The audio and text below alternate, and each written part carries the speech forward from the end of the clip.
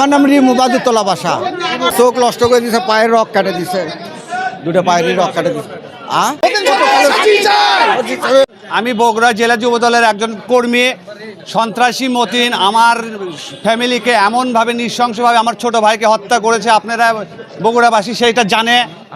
আমার এক ভাইয়ের ডান হাতে একবারে শরীর থেকে বিচ্ছিন্ন করে দিয়েছে। আমার গোটাল বাড়ি লুটপাট করে নিয়েছে এই সন্ত্রাসী মতিন সহ তার সমস্ত ভাই ও তাদের দোসরেরা এখনও ওই আগের পজিশনেই বগুড়ায় আছে এবং ওর মতিনের পেতাত্তারা এখনও সবাইকে ওইভাবে নির্যাতন করতেছে।